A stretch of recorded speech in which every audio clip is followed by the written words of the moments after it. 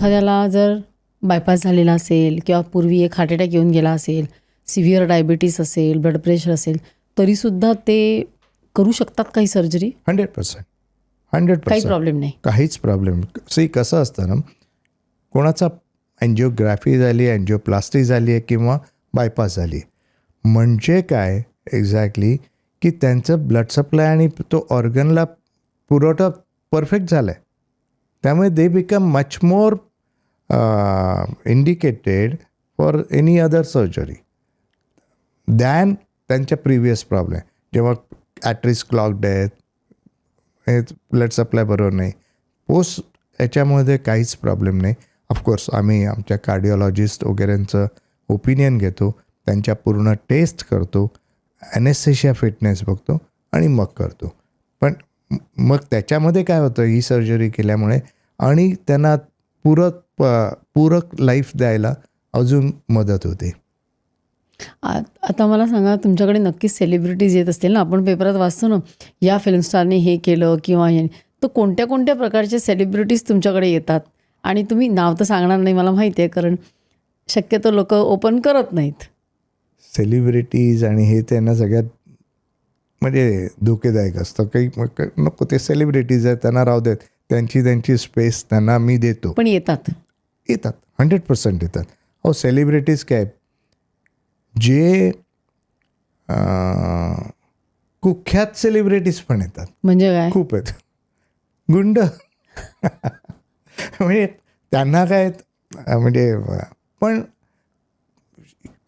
कुठल्याही वर्गातली माणसं, त्या कुठल्याही सोशो इकॉनॉमिक क्लासमधले, ते डेफिनेटली ज्यांना जे स्वतःच्या लाईफवर प्रेम करतात ते येतात. म्हणजे एखादा जर डेंजरस असा कोणी आले असतील ना तुमच्याकडे, मग तेव्हा असा हात थरथरला नाही का? नाही. मला हा प्रश्न माझ्या कलिग डॉक्टर्सने पण विचारला, अरे तू ह्याचं करतोयस, तुला भीती नाही वाटत? सगळं खाली हॉस्पिटल कॉर्डन ऑफ आहे, त्यांची लोक फिरत आहेत, बॉडीगार्ड्स फिरत आहेत, पण as he is or she is a patient, so we are treating them as patient.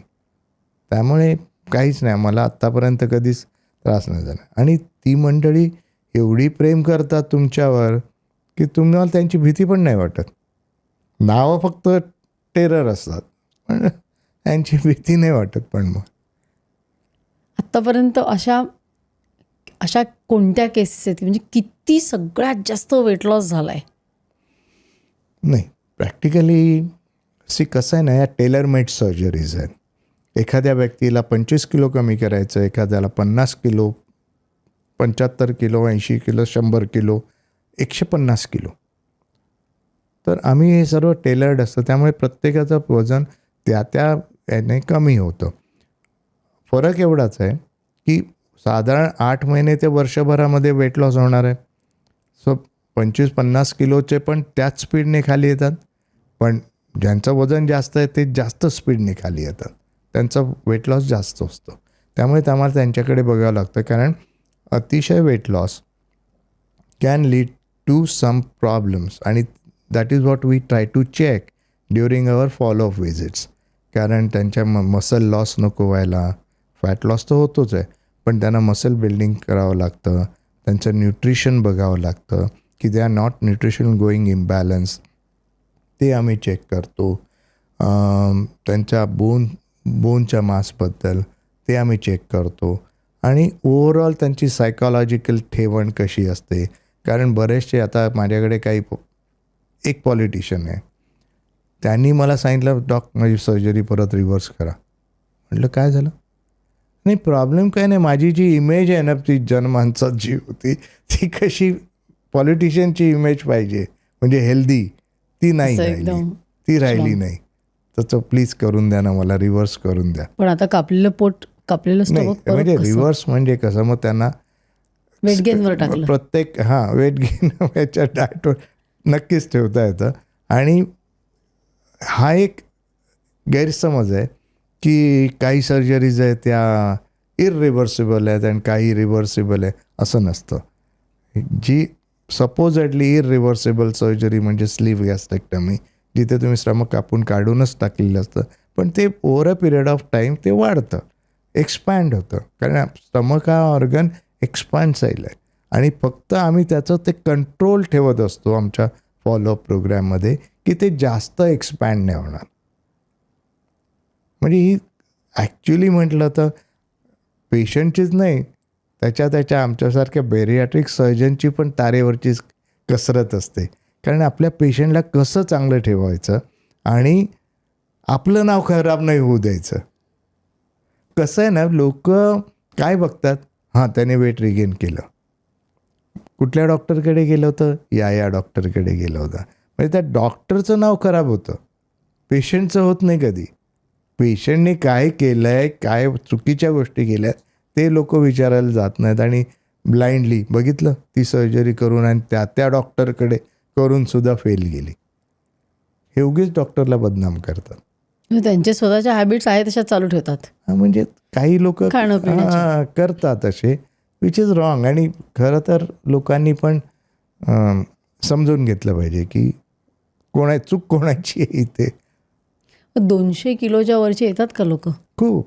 माझ्याकडे एक पूर्ण फॅमिली आहे, त्यामध्ये मी जवळजवळ एकाच फॅमिलीतले 15 पेशंटचं ऑपरेशन केलं, त्यातले 8 जण 200 किलो होते. काय सांगणार, खाते पिते घर के लोक आहे. छान आहे, एकदम खुशाल फॅमिली आहे अँड दे आर हॅपी. मी त्यांचा एक 17 वर्षाचा मुलगा होता, तो 192 किलो होता. त्याचं मी तिथून जी सुरुवात केली, त्यानंतर जी लाईन अशी आली. म्हणजे जेनेटिक फॅक्टर असणार ना काहीतरी. असतात ना. आता मी जी लहान, म्हणजे सगळ्यात लहान, जगातली सगळ्यात लहान 11 महिन्याच्या बाळावर मी जे ऑपरेशन केलं, 11 महिने, नॉट इवन 1 year old. पण ते का आले तुमच्याकडे? कारण तिचं वजन प्रचंड वाढलं होतं. त्यांच्या फॅमिलीमधली दुसरी बेबी होती, पहिली बेबी मुलगा होता, तो फक्त ओबेसिटीमुळे वारला होता, कारण त्याला श्वास घ्यायला होत नव्हता, एवढे सगळे फॅट्स त्याच्या.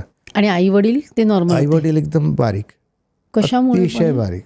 पण तो जीन काय असतं, ती काही समाजामध्ये भावा बहिणींचं जे लग्न होतं ना, त्यामुळे ते सगळे जेनेटिक ॲबनॉर्मॅलिटीज होतात आणि या पर्टिक्युलर बाळांना लेप्टिन रिसेप्टर म्हणतात. लेप्टिन एक हॉर्मोन आहे, तो मगाशी मी म्हटल्याप्रमाणे फॅटमधून निघतो आणि तो आपल्या मेंदूला सांगतो की आता जेवण बंद करा. आता या बाळांमध्ये तो लेप्टिनचं जे रिसेप्टर जिथं जाऊन भेटायचं आहे, तोच रिसेप्टर खराब आहे. मग तिथे तो लेप्टिन कामच नाही करत, त्यामुळे या बाळांना प्रचंड भूक राहते आणि प्रचंडरित्या खात राहतात आणि त्यामुळे ते जाड होतात. आणि इथले जे LEPR मी म्हणतो, लेप्टिन रिसेप्टर ॲनॉमली, पण त्याचं ट्रीटमेंटच नाही आहे. त्याचं एक गोळी आता 3 वर्षापूर्वी लंडनमध्ये काढली, तिचं दिवसाचा खर्च 1 लाख रुपये. विचार करा, अशा जर पेशंटना मला जर 2 वर्ष ट्रीटमेंट द्यायची आहे, 365 दिवस म्हणजे 3,65,00,000 रुपये इंटू 2 years. कोण अफोर्ड करेल असले औषधं? मग त्यापेक्षा सर्जरी केलेली बरी ना. ही क्लिप शेवटपर्यंत बघितल्याबद्दल खूप खूप धन्यवाद. संपूर्ण एपिसोड बघण्यासाठी खाली दिलेल्या लिंकवर क्लिक करा आणि सर्व काही चॅनलला सबस्क्राईब करायला विसरू